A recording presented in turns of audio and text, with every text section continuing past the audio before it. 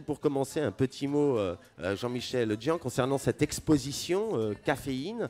Là, aujourd'hui, on va surtout parler un petit peu du café de qualité, hein, c'est-à-dire le café, la gastronomie, le café, les odeurs, le café, les arômes, avec quoi on peut le mélanger. C'est comme si on se mettait à parler comme on le fait avec le vin, d'une certaine manière. On découvre qu'on peut parler du café comme on parle du vin. Et j'ai le sentiment que cette exposition, Caféine, au MUSEM, c'est cela qu'elle veut raconter, c'est cela qu'elle veut dire. Elle veut donner cette nouvelle image du café des baristas, du café des coffee shops, du café de qualité, de ses variétés. C'est cela, Jean-Michel Dian, cette exposition? Oui, c'est un peu ça. Je ne suis pas sûr que s'il y a 20 ans, on avait fait cet événement, si le MUSEM avait réalisé une expo, que finalement l'événement aurait créé autant de succès. Mais aujourd'hui, ça a changé.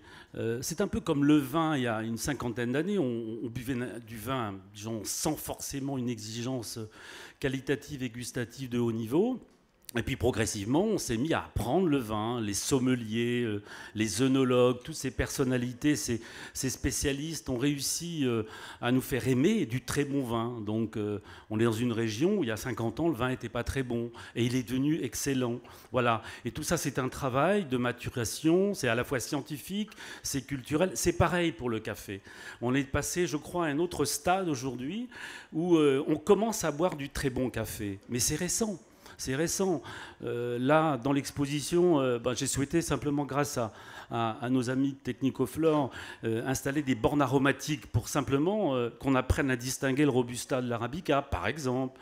On l'a fait avec Jacques Spriglio, que je vois, et qui est le scénographe de l'exposition. Mais en fait, toute cette manière d'apprécier le café, c'est relativement récent. Et on trouve aujourd'hui à Marseille, mais aussi évidemment à New York, à Paris, des cafés dits de spécialité. C'est-à-dire souvent une nouvelle génération de jeunes baristas, donc des baristas, voilà un mot là aussi très connu en Italie, qu'il était beaucoup moins en France, qui est un mot moins connu en France, qui sont souvent des jeunes qui se sont formés pour justement apprendre à faire aimer le café, à faire des mélanges de café, choisir des terroirs qui ne sont pas forcément les terroirs classiques, qui viennent à la fois de Colombie, de Jamaïque, du Malawi, du Laos. Il y a donc des variétés incroyables et tout ça, nous essayons ici au MUSEM et dans le cadre de ces événements hors les murs, d'arriver à donner le goût du café.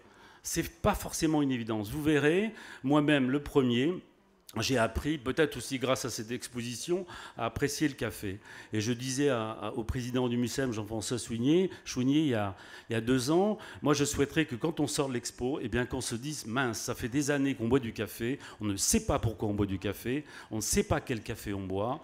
Et en fait, quand on pousse un peu et qu'on essaye de comprendre comment ça marche, et l'expo est faite aussi pour ça, eh bien vous verrez, vous ne buvrez pas du café comme avant. Vous avez parlé des baristas et justement tout à l'heure on entendra Chana Kalenage qui est interviewée par vous, d'ailleurs Jean-Michel Dian, et qu'on peut voir ce petit film avec Chana qui est barista et qui explique un peu Au son Loustic travail. Café à Paris, qui est un jeune barista, qui était en fait un ancien DRH dans une entreprise et qui du jour au lendemain est tombé amoureux du café. Aussi bête que ça, et qui s'est mis à créer sa boîte, à chercher des cafés, qui s'est épanoui avec des cafés. Voilà, ça s'est passé comme ça. Mais ils sont des centaines, des milliers. Hein. On forme 6000 baristas en Corée, on en forme en Australie, on en forme beaucoup plus à l'étranger qu'en France d'ailleurs. Mais il y a des nouvelles générations de baristas qui sont aujourd'hui vraiment des grands spécialistes du café. Et puis cette exposition, c'est aussi l'occasion de retraverser l'histoire du café, l'épopée du café, l'imaginaire aussi associé au café, le cinéma, la musique. On va entendre des morceaux de musique tout à l'heure qui sont comme ça.